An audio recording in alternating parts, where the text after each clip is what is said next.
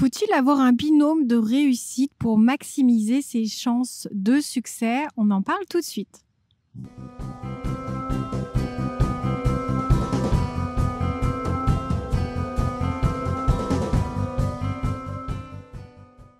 Bonjour à tous, c'est Valérie Sauvage. Je suis toujours dans ce décor de rêve à Palm Springs et aujourd'hui pour un sujet qui va parler à beaucoup de personnes.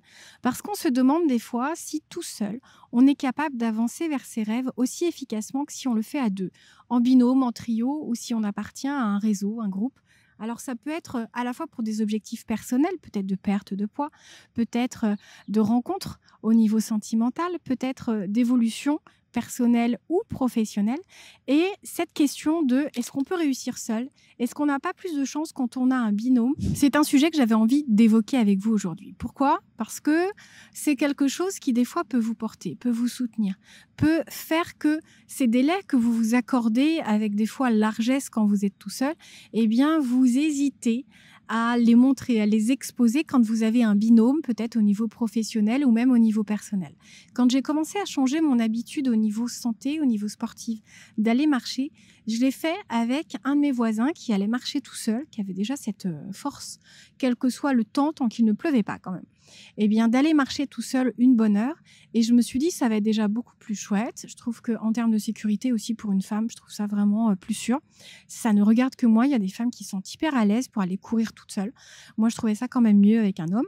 Cette croyance, finalement, est purement personnelle, mais vous en avez, vous aussi, qui peuvent des fois vous freiner. Et le fait de pas être toute seule m'a même amené des fois, alors que j'avais mal quelque part, à me dire j'y vais quand même, parce que j'ai pas envie d'arrêter cette habitude. Et puis, Régis, mon voisin s'appelle Régis. Régis est là, on va le faire à deux. Et je veux vraiment me tenir chaque jour au fait d'aller le faire. Et même sous la pluie, moi, je serais capable de le faire. Une bonne douche après et tout est effacé. Même quand il fait froid. Enfin, c'est quelque chose qui peut complètement dynamiser. Donc, ce qui est important, c'est de se dire, il y a des fois, à deux, c'est vraiment très, très chouette. Il y a d'autres fois, ça peut vous mettre une pression tant qu'elle ne vous paralyse pas, tant qu'elle ne vous emmure pas, tant qu'elle ne fait pas monter votre culpabilité, peut-être de ne pas progresser aussi vite que votre binôme, eh bien, ça vous sert.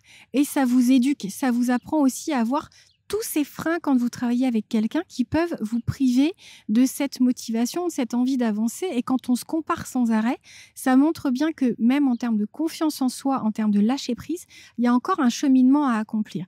Donc, c'est très bon de ressentir cette culpabilité parce que ça peut vous faire passer du côté de l'action, là où vous vous seriez trouvé des excuses absolument formidables et vous auriez été très créatif sur le sujet si vous n'aviez pas eu de témoin. Donc, moi, je crois personnellement au fait que ça aide. Je pense que ça stimule. Je pense que ça permet aussi un partage d'expérience parce que l'autre va tester certaines choses et ça va aider. Par contre, là, il y a une grande différence, c'est quand on expose ses objectifs, ses envies, ses nouveaux projets à quelqu'un qui n'est pas dans ce même mouvement ou qui est vraiment sur une marche très éloignée de la vôtre ou en dessous ou au-dessus et qui va vous dire non, c'est trop haut ce que tu es en train de viser et qui finalement va vous faire descendre votre niveau d'ambition. Au contraire, des personnes qui vont être très hautes peuvent ou vous dire « moi aussi, je suis partie de ce stade auquel tu te trouves aujourd'hui et tu es capable d'aller vraiment bien plus haut comme je l'ai fait », ou il y en a qui n'auront pas envie de travailler en binôme avec vous parce que ça ne sera pas stimulant pour eux, parce qu'ils sont très loin de ce cheminement que vous êtes en train d'entamer. Et ne vous arrêtez pas à ça, trouvez juste quelqu'un qui est à peu près au même niveau que vous. C'est comme ça que ça sera le plus stimulant. C'est comme ça que ça va vous soutenir, vous porter. Ça va prendre le relais même quand la motivation ne sera plus là. Eh bien, la volonté sera encore plus forte quand vous serez à deux parce que la volonté de l'un peut soutenir la volonté de l'autre. Et ça, c'est vraiment essentiel. De pas forcément se dire, je dois tout avoir en moi. Je dois toujours être motivée. Je dois toujours faire preuve de volonté. La volonté, la motivation, ça s'épuise. Ça s'épuise pour différentes raisons. Je vous ai fait un certain nombre de vidéos sur le sujet, donc allez les voir. On a un quota, on a une manière de nourrir notre énergie, notre motivation, notre volonté. On a un nombre de choses à comprendre pour pouvoir utiliser tout ça, tous ces ingrédients de manière positive sans que ça nous sabre et puis nous éloigne de nos rêves. Simplement, je crois énormément dans ce côté binôme. Ça peut être au niveau pro, tout ce qui compte, c'est trouver le bon binôme. Quelqu'un qui va être positif, quelqu'un qui va être à peu près au même niveau que vous, qui va comprendre, voire partager vos ambitions et vos aspirations. Là, c'est vraiment le combo gagnant. Vous avez quelqu'un qui peut vous comprendre, qui peut vous soutenir, qui comprend votre univers, votre aspiration, qui ne la juge pas et qui va être là en relais. Et vous pouvez même vous passer des petites consignes en fait, en vous disant si tu sens que je suis prêt à arrêter, j'ai besoin de toi pour aller me faire gratter un petit peu plus, me faire travailler plus longtemps, m'entraîner en sport plus longtemps, pousse-moi. Vraiment, n'hésite pas à me challenger. C'est de ça dont j'ai besoin. Ne soyez pas trop complaisant, ni avec vous-même, ni avec les autres, parce qu'il faut que vous vous souteniez, que vous vous entraîniez, que vous soyez le préparateur mental de l'un et de l'autre, et ça ne va jamais vous prendre plus d'énergie. Bien au contraire, parce que vous allez, en formulant ce discours, eh bien, vous faire du bien à vous en même temps. Et ça, c'est essentiel. Alors, le binôme au niveau pro, au niveau perso, moi, je dis oui.